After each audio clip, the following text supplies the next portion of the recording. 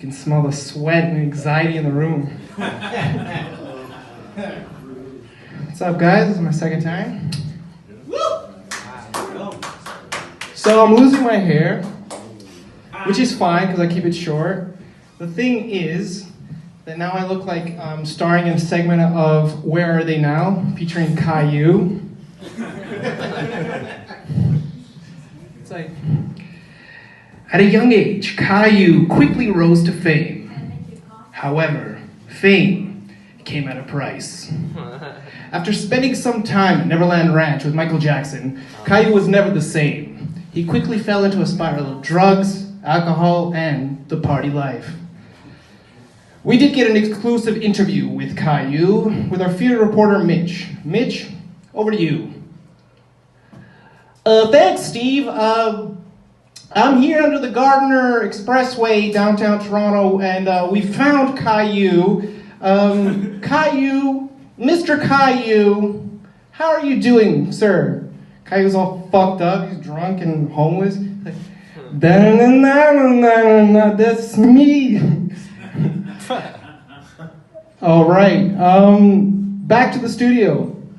So not only do I look like a bald cartoon character, I am also plagued with a high sex drive, which is much more annoying than it sounds.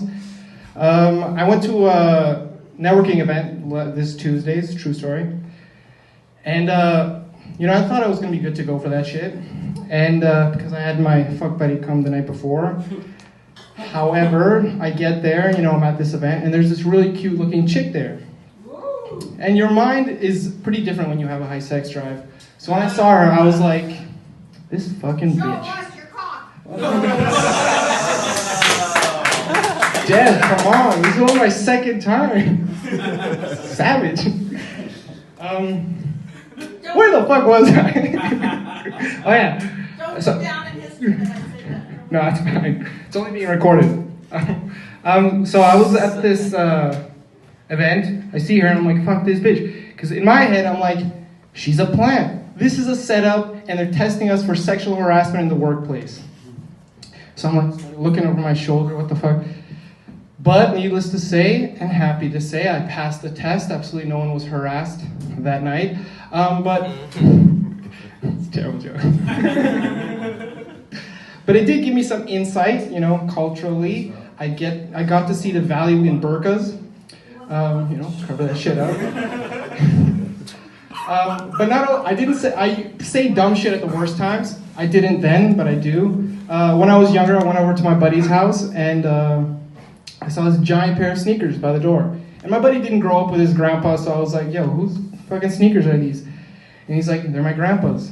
To which I responded, damn, grandpa got a big old dick.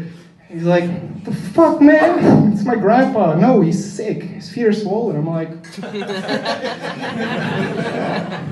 dick might still be big though, which pissed him off. But my buddy shouldn't be mad about that. He's lucky he got to grow up with his big dick grandpa. I never got a chance to grow up with any grandparents. But my grandma did stay with us pretty recently, just a little while ago, and it gave me a lot of insights into what it's like taking care of an old person. You got to watch what they eat so they don't eat something they're not supposed to. You can't leave them alone they're going to fuck up the house. And you got to go take them out for a walk so they can take a shit. It's really important, take care of them. And I just hope that my kids will take care of my parents and love them the way I did theirs. I don't have any kids, which my parents kind of take as a personal insult at this point. The Jewish part or the non-Jewish part? Wow. Both parts. But like my dad in particular, he goes on and on about it like I have Alzheimer's and have forgotten that we've had this discussion many times. He'll talk to me and be like, Jakov, when I was your age, I already had a marriage and 2 kids. And I'm like, okay, but not all of us have the opportunity to grow under the glory of communism. Now I can actually fuck more than 3 girls in my life. But when we do talk, it's not like a heart-to-heart. It's more like, Jakov, it's time to settle down. You're getting older, you're getting balder, and you have no money.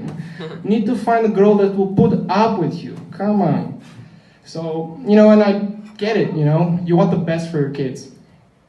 And So And I get it. So if you hear people say, I want the best for my kids. So I was thinking, like, how am I going to approach this conversation with my kids? So I was like, son, I know you're moving out to a house that's somehow bigger than ours. You have an illustrious career, and you have a beautiful, caring wife. I had none of that. But your father did. My father did. So, and Grandpa ate an hour ago, so it's time to take him for a walk so he can take a shit. That's it.